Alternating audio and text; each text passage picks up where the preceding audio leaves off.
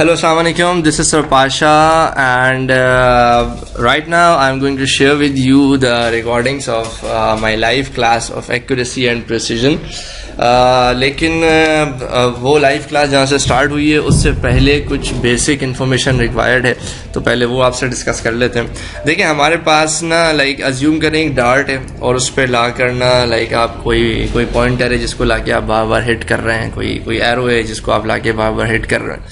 तो अब मिसाल के तौर पर हमारे पास ना ये डिफरेंट परफॉर्मेंसेस हैं. एक there is a performance by mister X, let's say the green वाली performance you can see here, ठीक है. अच्छा, there is a performance of blue, that is Z, ठीक है. And there is a performance of P, there is a performance of Q, and there is a performance by Y, ठीक है. तो these are different persons and their performances जो कि उन्होंने लाके जो है ना वो टारगेट को हिट किया, ठीक है जी. अब आपने समझना ये है कि मिसाल के तौर पर अगर x के बारे में देखा जाए तो x को कहा जा रहा है कि x is precise but not accurate. क्या मतलब ये कि आप देख सकते हैं कि जो x के जितने भी शॉट्स हैं वो एक दूसरे के करीब हैं, लेकिन जो एक्चुअल टारगेट है which is the centre target ये उससे दूर है. तो इसका मतलब क्या है? इसका मतलब ये कि प्रिसाइज है लेकिन एक्यूरेट नहीं है. तो प्रिसीजन का मतलब ये है कि the values should be close to each other. अगर वैल्यूज एक दूसरे के करीब है इसका मतलब वो प्रिसाइज है. अगर ट्रू वैल्यू के करीब है इसका मतलब वो एक्यूरेट है. अब अगर आप रेड वाले शॉट्स को देखें तो this is the red shot. तो आप देख सकते हैं कि ये एक दूसरे के कंपैरेटिवली दूर है, लेकिन ये जो मेन टारगेट है which is the centre point उसके करीब है. तो इसीलिए ये एक्यूरेट है लेकिन लेस प्रिसाइज है. तो होता ये है कि कुछ वैल्यूज होती हैं जो कि एक्यूरेट होती हैं लेकिन वो प्रिसाइज नहीं होती. कुछ वैल्यूज ऐसी हैं जो प्रिसाइज होती हैं लेकिन एक्यूरेट नहीं होती. तो एक्यूरेसी का ताल्लुक क्या है कि आप ट्रू वैल्यू से कितने करीब हैं. तो ये ट्रू वैल्यू से कंपैरेटिवली करीब है जो रेड वाले शॉट्स हैं, लेकिन ये एक दूसरे के कंपैरेटिवली दूर है, ठीक है. अगर आप जेड पर आ जाएं, if you look at the performance of Z, तो इसके बारे में कहा जाता है कि जी ये लेस प्रिसाइज और लेस एक्यूरेट है. यानी आप देख सकते हैं कि जो ब्लू शॉट्स हैं ये कंपैरेटिवली एक दूसरे से दूर भी हैं और टारगेट से भी दूर है. तो इसका मतलब ना ही ये प्रिसाइज है ना ही ये एक्यूरेट है. अगर आप पी की बात करें, ये जो पर्पल कलर से हमने बनाया है शॉट्स, ये आप देख सकते हैं कि ये एक दूसरे से भी करीब है और टारगेट से भी करीब है. तो ये मोर प्रिसाइज मोर एक्यूरेट, यानी इसकी एक्यूरेसी भी हाई है और इसकी प्रिसीजन भी हाई है. अच्छा, अब जो अब लाइव क्लास की डिस्कशन स्टार्ट होगी वो यहाँ से होगी कि अब अगर दो वैल्यूज हैं वो कंपैरेटिवली प्रिसाइज्ड हैं तो आखिर इसका एनालिटिकल तरीका क्या होगा, आखिर क्या फॉर्मूलाज होंगे, क्या फिजिक्स की क्या अप्रोच होगी in order to figure out in terms of numbers कि जी ये चीज़ कितनी प्रिसाइज है, कितनी एक्यूरेसी है इसके अंदर मौजूद. तो उसके लिए और कंप्लीट एनालिसिस के लिए अब जो लेक्चर आपके पास आ रहा है उसको गो थ्रू करें. That will be very helpful to you. If you compare x and q, तुम में से मेजॉरिटी लोग ये कंक्लूजन ड्रॉ करेंगे कि x भी प्रीसाइज है और q भी प्रीसाइज है. x भी कंपैरेटिवली लेस एक्यूरेट है और q भी कंपैरेटिवली लेस एक्यूरेट है. अब अगर मैं तेरे से ये सवाल पूछता हूं ना कि ये बता कि x और q में कौन ज्यादा प्रीसाइज है, अब आप फंस जाएंगे. अब आप बैठ के अंदाजा ही लगाएंगे. But in physics we need to have a mathematical model. We need to have a way to figure out the precision of a measurement. समझ आ रही है मेरी बात? कि सर वो तो ठीक है, लेकिन आप मिसाल के तौर पर ये भी 6 रीडिंग्स लेकर आ जाते हैं, ये भी 6 रीडिंग्स लेकर आ जाते हैं और अपेरेंटली वो एक दूसरे के करीब ही है. कुछ रीडिंग्स होती हैं जो बाय आई समझ में आ रही होती है. भाई दो बच्चे हैं ना, मिसाल के तौर पर मैं बोलूं इनमें से और इनमें से किसकी हाइट ज्यादा है, आप बोल दोगे सर इसकी ज्यादा है इसकी कम है. मैं बोलूं इसकी और इसकी हाइट बताओ. अब तुमको मेजरमेंट लेनी पड़ेगी. बिकॉज़ बाय आई क्लियर नहीं है, बट इसका मतलब ये नहीं कि हम कंक्लूजन नहीं ड्रॉ कर सकते. We have a method to figure out कि इनमें से कौन लंबा है कौन छोटा है. तो प्रिसीजन निकालने का भी एक बेहतरीन तरीका है. वो बेहतरीन तरीका क्या है इधर देखिए. क्योंकि हमारा पिछला बोर्ड भरा है तो अच्छा हम अपना टाइम सेव कर सकते हैं. एक बच्चा है जिसने कोई भी मेजरमेंट ली एक्स, हो सकता है वो टाइम पीरियड निकाल रहा हो सकता है वो लेंथ निकाल रहा हो, मैं इन जनरल बताना चाह रहा हूं। लेट से वो टाइम पीरियड निकाल रहा था किसी पेंडुलम का, और उसने जो टाइम पीरियड निकाला उसकी वो दो चार एक 5 रीडिंग्स उसने निकाल ली, सही। वैसे आइडियल ये है कि आप 6 रीडिंग्स निकाल लें। तुम लोगों ने अगर लैब शुरू किया होगा, 6 रीडिंग्स निकालने की भी एक वजह है। मैं जरा ये समझा दूं फिर मैं बताऊंगा कि आखिर क्यों ये रूल बनाया गया कि एटलीस्ट 6 रीडिंग निकाले और ग्राफ बनाए। अब उसने एक निकाला 2.42, 2.40, 2.40, 2.36, 2.44, सही। अब इसको प्रिसीजन हमें कैलकुलेट करना है, किसी कंक्लूजन पर पहुंचना है कि कोई नंबर्स हो ना जो बता रहे हैं कि यार ये कितना प्रिसाइज है। तो सबसे पहले मैं क्या करूंगा कि मैं इन सारी रीडिंग्स का एवरेज निकाल लूंगा। नया पेज यूज कर लेते हैं, ठीक है ना। Let's say this is x. अब मैं फिर रैंडमली कोई नई वैल्यू ले लेता हूं, ठीक है। लेट्स से 2.43, 2.42, 2.44, 2.40, 2.36 एंड 2.40, सही। जरा मुझे एवरेज बताना x का क्या आ रहा है। 2.408 भी तो 2.41 हो जाएगा ना, समझ रहे हो ना, 0 के बाद 5 से बड़ा है ना, तो I will take at 0.41 as the average. अब आप एक चीज निकालें जिसे कहते हैं मीन डिविएशन। ये वैसे है स्टैटिस्टिक्स और एग्जाम में ये इतनी कैलकुलेट नहीं करवाई जाती, बट अगर मैं सिर्फ बता के चला जाऊंगा ना कि ये चीज प्रेजेंट तुम्हें कभी समझ नहीं आएगा। तो तुम निकाल लो basic mean deviation from average value. यानी अब जो तुमने 6 रीडिंग निकाली है वो एवरेज वैल्यू से कितनी दूर है। 2.43 एवरेज वैल्यू से 0.02 दूर है। Do you agree? यानी 2.43 में से 2.41 माइनस कर दो, कितना फासला है? 0.02 का फासला है ना। कितना डिविएट कर रहा है ये एवरेज वैल्यू से? ट्रू वैल्यू तो आपको पता ही नहीं है ना अभी। 2.42 0.01 दूर है, 2.44 0.03 दूर है। कैसे पता लग रहा है? 2.44 में से 2.41 माइनस कर दिया। Make sense? 2.40 कितना दूर है? 0.01। 2.36, now that's a massive difference. If I'm not wrong, this is 0.05, right? 2.40 again 0.01। ये तुमने निकाल लिया। अच्छा, ये मीन डिविएशन नहीं है, सॉरी, ये है simply deviation from average value, कि तुमने ये निकाल लिया कि तुम एवरेज वैल्यू से कितना दूर हो। अब ये जितना भी तुमने डिविएशन निकाला था ना, तुम क्या करो, इसका एवरेज निकाल लो। ये बताएगा mean deviation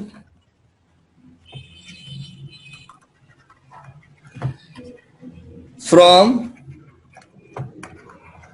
the average value.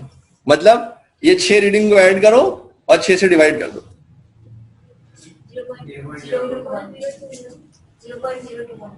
0.02, so I will take 0.02।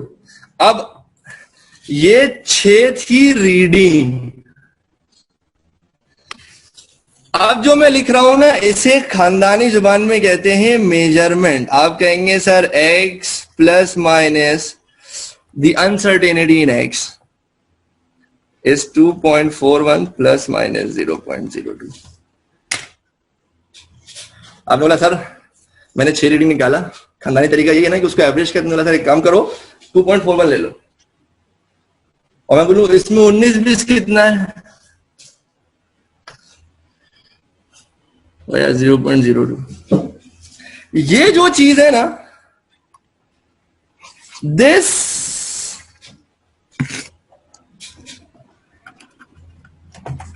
helps in determining the precision।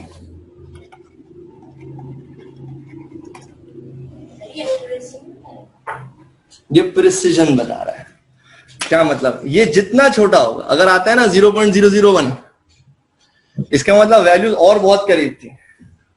देखो अगर मिसाल के तौर पर इसमें से एक रीडिंग होती 1.5, उसका डिविएशन कितना आ रहा होता है एवरेज वैल्यू से, बहुत ज्यादा आ रहा होता है ना उसका डिविएशन, तो अल्टीमेटली मीन वैल्यू को भी वो बढ़ा देता। तो ये जो चीज है ना, ये जितनी छोटी होगी प्रिसीजन उतना ज्यादा होगा। यानी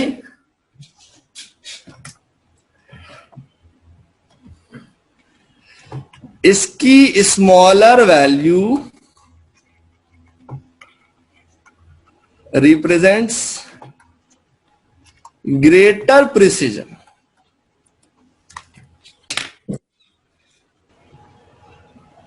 तो इसकी जितनी छोटी वैल्यू होगी उतना ज्यादा प्रिसीजन होगा। Smaller value represents greater precision and English की भाषा में मुझे एक ही चीज अच्छी लगती है, वो है वाइस वर्सा। पूरा एक लाइन बच जाता है, एंड वाइस वर्सा। यानी अगर इसकी वैल्यू बड़ी होगी, इसका मतलब the precision will be less.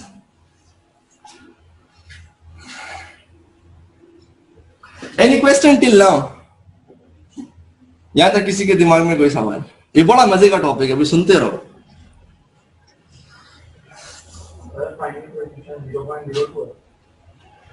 कितना 0.018 आ रहा था ना, क्या आ रहा था? उसको हमने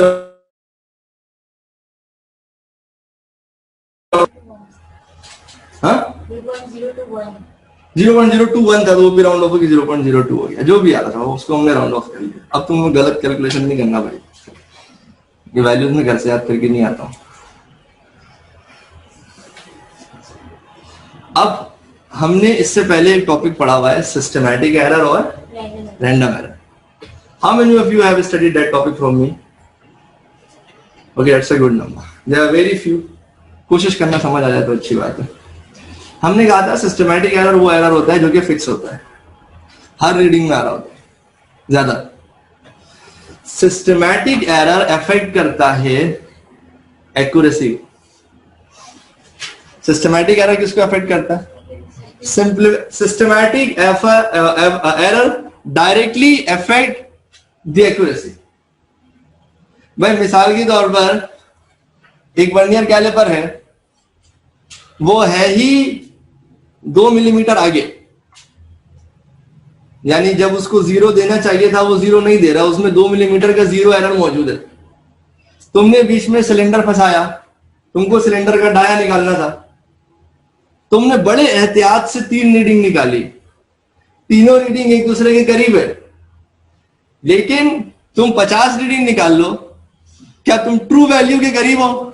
नहीं, हर बार 2 मिलीमीटर रीडिंग ज्यादा आ रही है। इफेक्ट क्या हुआ है बोलो? Accuracy, because your readings are not close to the true value.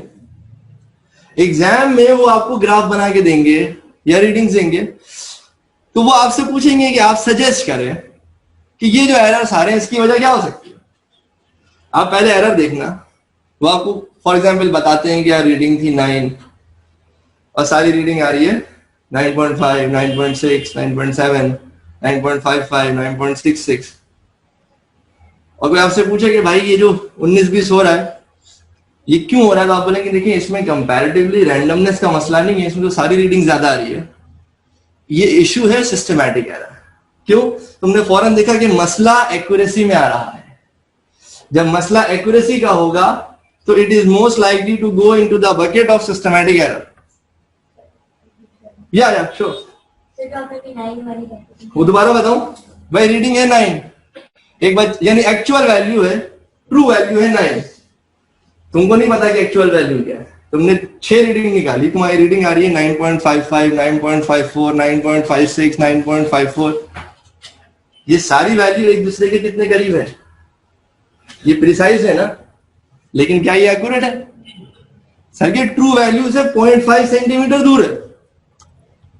और अगर हर रीडिंग ट्रू वैल्यू से ज्यादा आ रही हो या हर रीडिंग ट्रू वैल्यू से कम आ रही हो, द एरर इज सिस्टमैटिक। तो systematic error will lead to the problem of accuracy. Does it make sense? Am I able to make myself clear? So here I will write systematic error leads to the inaccuracy in measurement. Whereas random error leads to imprecise यानी less precise of a small box. From a meter rule, let's say that is 2.8 plus minus 0.1 centimetre. अब मैं आपसे बोलूं इसमें कितना maximum error expect करते हो, आप कहोगे ऐसा बहुत जोर मार लोगे तो 0.1, उससे ज्यादा नहीं उससे कम नहीं. ऐसा नहीं है कि तुमने निकाला 2.8 यानी मैं कह रहा हूं एक्सपेरिमेंटल कंडीशन आसान है. आपने सिंपली मैंने बोला एक धागा यार उसकी लेंथ निकाल लो, कोई मुश्किल काम तो नहीं है ना. हवा चल रही हुई कोई तो मसला नहीं हुआ, सुकून से रखोगे लेंथ निकाल लोगे. तुमने निकाला 5.8 का कितनी अनसर्टेनिटी एक्सपेक्ट करते हो, आप कहेंगे सर बहुत ज्यादा भी हुआ ना तो 0.1 यार मैक्सिमम अनसर्टेनिटी. ऐसा नहीं हो सकता है कि रीडिंग हो 6.8 और मैंने निकाल लिया 5.2, ऐसा नहीं हो सकता. वर्नियर कैलिपर क्या करता है, वर्नियर कैलिपर 1 मिलीमीटर को फर्दर 10 हिस्सों में तोड़ देता है. यानी मीटर रूल 1 सेंटीमीटर के 10 हिस्से करता था ना, वर्नियर कैलिपर 1 सेंटीमीटर के 100 हिस्से कर देता है. अब वो डिवाइस की अपनी एक साइंस है, उस साइंस में भी मैं इंटरेस्टेड नहीं हूं कि आखिर वो कैसे करता है, बट यू ऑल नो. तभी तो हम कहते हैं ना कि बहुत ज्यादा प्रिसाइज रीडिंग निकालना हो. अब वहां पर तुम्हारी रीडिंग पता क्या होगी, तुम वहां पे रीडिंग निकालोगे सर मेरी रीडिंग है 2.84 प्लस माइनस 0.01 बोलो सेंटीमीटर. अब इसमें किसमें प्रिसीजन ज्यादा है, प्लस माइनस के बाद वैल्यू जितना छोटा होगा प्रिसीजन उतना ज्यादा होगा. This is the measurement from a metre rule. This is a measurement from vernier caliper. Make sense?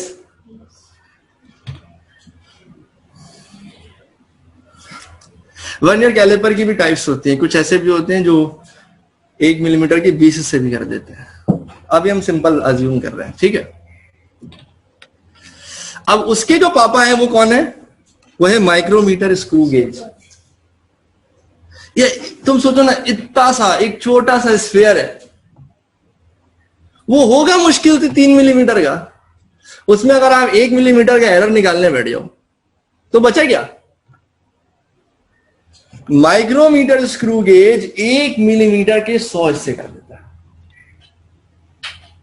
यानी इन 1 सेंटीमीटर के 1000 हिस्से कर देता है वो. तुमने अगर कभी भी जिंदगी में माइक्रोमीटर स्क्रू गेज इस्तेमाल किया हो तो उसकी रीडिंग तुम पता कैसे निकालोगे,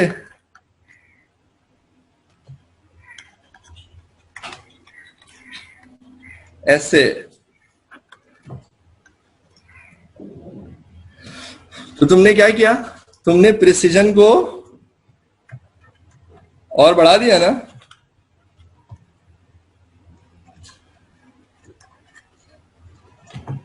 बोलो, am I able to make myself clear? या इसको अगर तुम्हें मिलीमीटर्स में लिखना हो तो मैं हाथ के हाथ लिख देता हूं. ये होता है 28 प्लस माइनस 1 मिलीमीटर्स.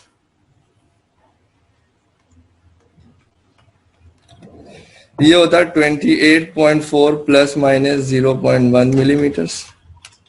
मतलब कि 1 मिलीमीटर के भी 10 हिस्से हो गए. ये होता 28.43.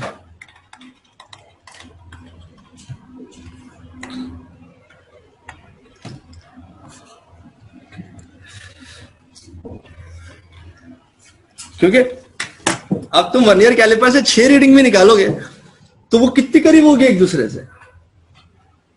2.44। दोबारा निकाला, ज्यादा क्या होगा? 2.45। ज्यादा क्या होगा? 2.46। लेकिन मीटर रूल में या तो 2.4 आएगा या तो 2.5 आएगा। तो eventually that will decrease the precision.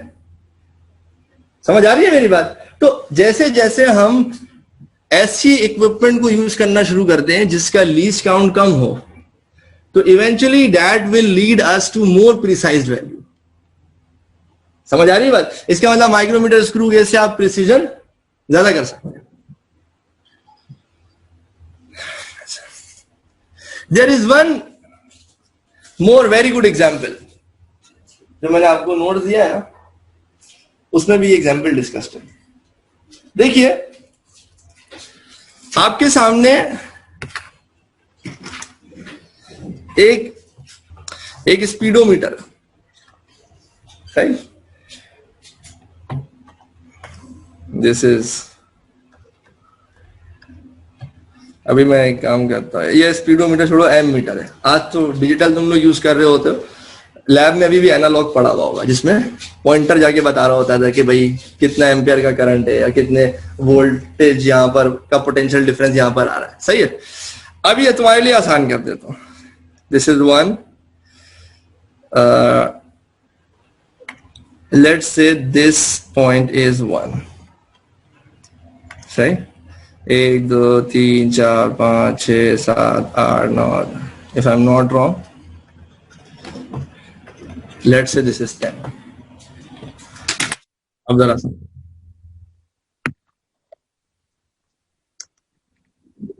अभी ये इतना सा है, राइट? तुम्हारे पास कोई एक रीडिंग आई, लेट्स से ये तुम्हारा पॉइंटर है, सही? मैं आपसे बोलता हूं जरा रीडिंग बताओ क्या है, आप क्या बोलोगे?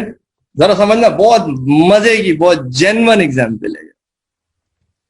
आप बोलोगे सर ये 1 है, ये सॉरी ये तो 0 है ना, ये 1 हो गया, ये 2 हो गया, ये 3 हो गया, ये 4 हो गया, 5 हो गया, 6 हो गया, 7 हो गया। आपने बोला सर 8।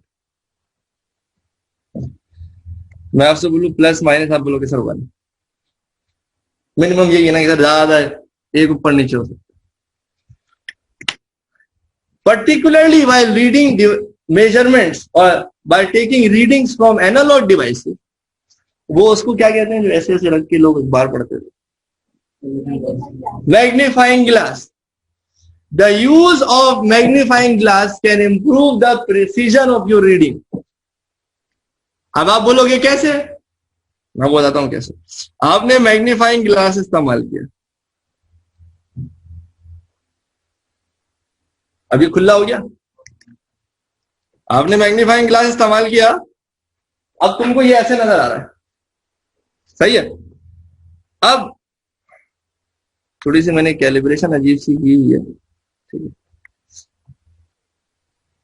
लेट्स से आपकी एक वैल्यू ये, एक वैल्यू ये।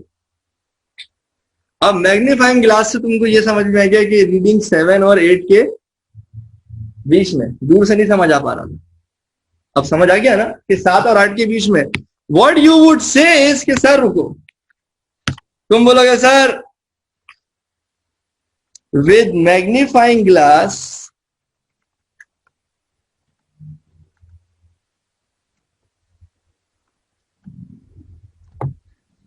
I would take the reading as 7.5 plus minus 0.5। तुम लोग मैक्सिमम है 8, मिनिमम है 7, जिसको जो करना है कर लो, 7 और 8 के बीच में। You have improved the precision. Do you agree? Uncertainty जितना छोटा होगा, प्रिसीजन उतना। कल एक कॉलेज के व्हाट्सएप ग्रुप में एक बच्चे ने सवाल पूछा कि sir are uncertainty and precision the same thing? I said no. When did I say this? मैंने कहा ये डिटरमिन करता है, ये हेल्प करता है in order to determine the precision, लेकिन इसका हरगिज मतलब ये नहीं, फिजिक्स का इतना फारिग टाइम नहीं है कि जैसे घर वाले, बच्चे का नाम होता है अरशद, घर पे बबलू बुला रहे होते हैं, उसको 2 नाम रखे होते हैं ना। फिजिक्स का इतना टाइम नहीं है कि अनसर्टेनिटी का बैठे बैठे एक और नाम रख दे। याद रखना सिंपली, फिजिक्स में अगर दो चीजों के, किसी चीज के दो नाम है ना, किसी ना किसी लेवल पे उनमें कोई ना कोई डिफरेंस जरूर होगा। फिजिक्स के बाद इतना फारिग टाइम नहीं है कि वो एग्जैक्ट एक ही कॉन्सेप्ट के बिला वजह दो नाम है। हमने सोचा इसको प्यार से ये भी बोले, अबे क्यों बोलेंगे भाई प्यार से। अनसर्टेनिटी के ऊपर मैंने बहुत डिटेल डिस्कशन रखी थी जब मैंने अनसर्टेनिटी का टॉपिक पढ़ा था। मैंने कहा था कि अनसर्टेनिटी कैसे निकलती है, उसकी क्या क्या फैक्टर्स हैं, अनसर्टेनिटी किस तरह डिटरमिन होती है। यानी अभी तो निकालते हैं, मैंने बहुत सारी चीजें काउंट ही नहीं की,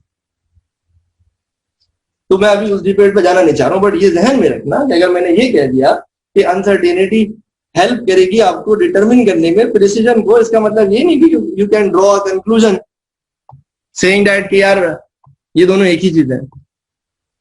हमारे यहाँ फिजिक्स में एक कॉन्सेप्ट है प्रेशर और एक कॉन्सेप्ट है स्ट्रेस। दोनों ही फोर्स अपॉन एरिया, लेकिन आसमान जमीन का फर्क है। यानी कहने को दोनों मेजर भी पास्कल्स में होते हैं, सब कुछ सेम है, लेकिन फोर्स अपॉन एरिया में जो प्रेशर से मुराद जो फोर्स है, और वहां स्ट्रेस में जो फोर्स का मतलब है वो कुछ और है। जो कि यूजली बच्चे पोटेंशियल वेरिएबल्स करके निकल जाते हैं और वो बोल भी होते हैं दोनों एक है। भाई दोनों एक चीज नहीं है। किताबें लिखती है स्ट्रेस का कॉन्सेप्ट बताते हुए लिखती है it has the same unit as that of pressure. कभी ये नहीं लिखती है कि they are the same thing. उतना फारिग टाइम है फिजिक्स के पास कि बैठ के वो एक ही फॉर्मूला, एक ही कॉन्सेप्ट को नए नाम से दोबारा पढ़ा रहा है। आपको लगता है फिजिक्स इतनी फारिग है? मेरी बात समझ में आ रही है आप लोगों को? तो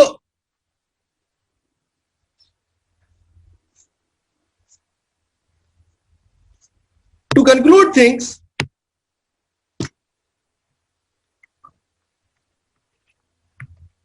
precision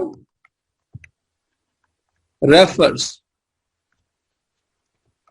to how close the values are with each other.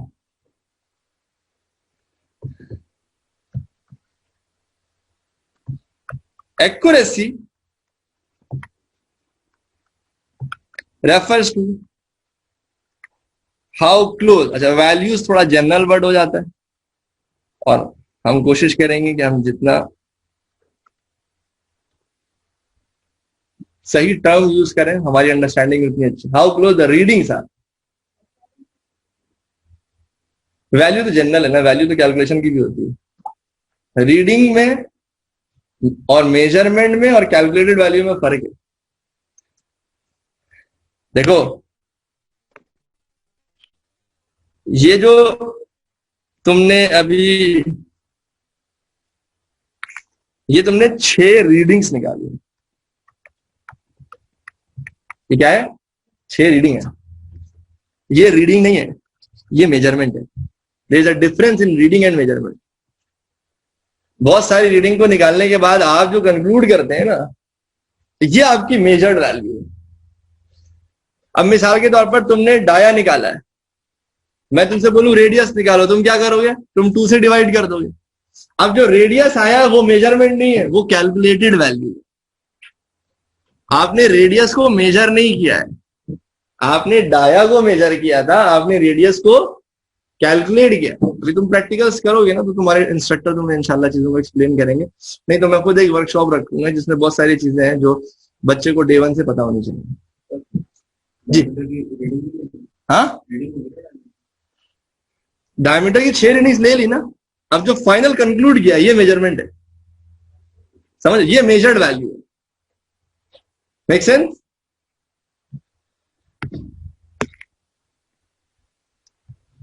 तो accuracy refers to how close the readings are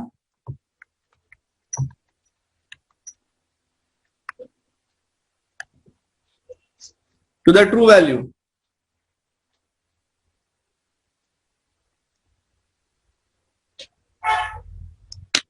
अब इसमें मुझे एक चीज और है जो आपसे डिस्कस करनी है, हमारे पास 3-4 मिनट है। पहले बताओ यहां तक किसी को कोई सवाल, कोई मसला? सही है। मेरे ख्याल से ये वाली रिकॉर्डिंग सबको हेल्पफुल रहेगी, इसमें हमने सुकून से एक जगह बैठ के पढ़ लिया। अच्छा, कभी कभार ऐसा होता है कि एग्जामिनर आपको देता है 2 रीडिंग, सही? अच्छा, 2 रीडिंग भी 2 अलग अलग चीजों की होती है। जैसे आपने सिलेंडर की लेंथ निकाला, क्या नाम है आपका? नूरिश। और आपका क्या नाम है? साइमन। ताइबा। और ताइबा ने सिलेंडर का रेडियस निकाला, सही? इनने लेंथ निकाली नूरिश ने एज 2.48 प्लस माइनस 0.01, सही? उसने रेडियस निकाला एज 0.36 प्लस माइनस 0.01, सही? बड़े मजे का सवाल है। एग्जामिनर बोलता है बताओ इनमें से ज्यादा प्रिसाइज कौन है, तैबा या नूरिश?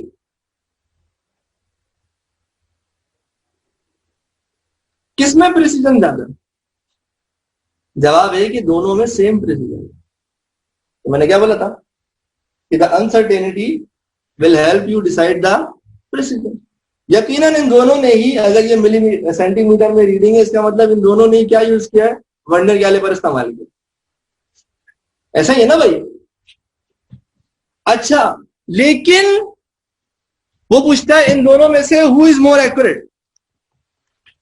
ये है एक्स, नहीं नाम ही लिख देते हैं। Both the above readings have the same precision, सही है? अब वो पूछता है बताओ इनमें से ज्यादा एक्यूरेसी किसकी है? अब देखो, अगर तुम अब तक का कॉन्सेप्ट देखो तो अब तक के कॉन्सेप्ट में तो मैंने तुमसे क्या कहा था कि भाई accuracy is determined by how close you are to the true value. True value तो लेट्स से अभी हमें पता ही नहीं है। मैंने तो सिर्फ 2 मेजरमेंट्स आपके सामने लाके रख दिए।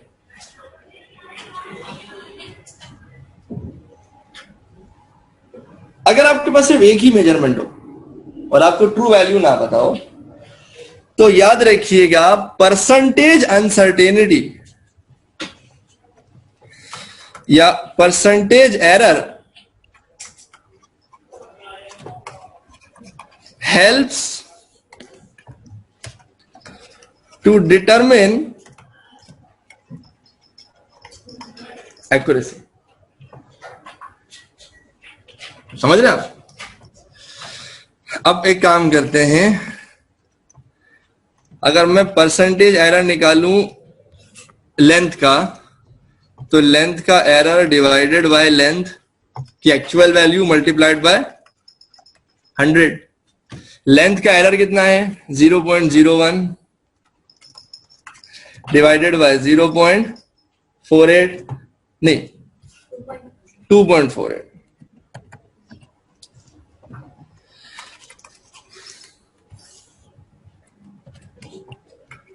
मल्टीप्लाइड बाय 100, बोलो कितना प्रतिशत? 0.40%, सही? अच्छा, अब अगर मैं रेडियस का परसेंटेज एरर निकालूं तो रेडियस का एरर डिवाइडेड बाय रेडियस की एक्चुअल वैल्यू मल्टीप्लाइड बाय 100। इसका भी एरर कितना है? 0.01। Total value is 0.36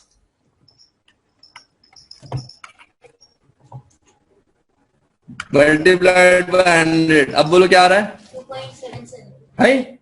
2.77। Okay, now you see कि किसका परसेंटेज एरर ज्यादा है? बोलो रेडियस का ना। तो कंपैरेटिवली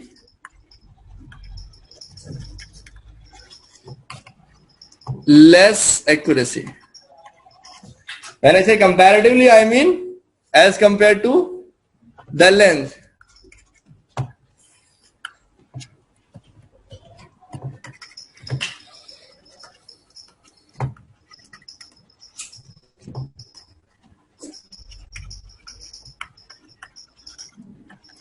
लेकिन ये सब इस अजम्पशन पे होता है कि there is no systematic error in the measure. अगर मिसाल के तौर पर वही वाली बात है, जीरो एरर मौजूद है तो एक्यूरेसी की तो वैसे ही सत्यानाश हो ही चुका है, तो वो इस पे कोई बहस करने का फायदा नहीं है, ठीक है ना। ये एक ऐसा एक्सेप्शन केस है जिसमें आपको जहन में कभी कभार ऐसा होगा कि आप एमसीक्यू में परेशान हो जाओगे, आप बोलोगे सर जो पूरा हमने कॉन्सेप्ट पढ़ा है वो तो बेसिक इस चीज के ऊपर है कि ट्रू वैल्यू क्या है, या तो उन्होंने सीधा सीधा मेजरमेंट दे दिया, हाउ कैन आई डिटरमिन। तो वो इस अजम्पशन पे होता है कि there is no systematic error. और अब ये कि यार अगर परसेंटेज एरर निकाल लो और वो डिटरमिन कर लेगा कि कौन कंपैरेटिवली ज्यादा एक्यूरेट है, कौन कंपैरेटिवली बोलो लेस एक्यूरेट है, ठीक है ना। बट ये पूरा इस अजम्पशन पर है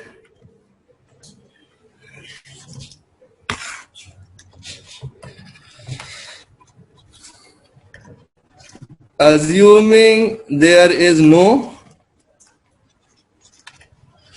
systematic error, सही है।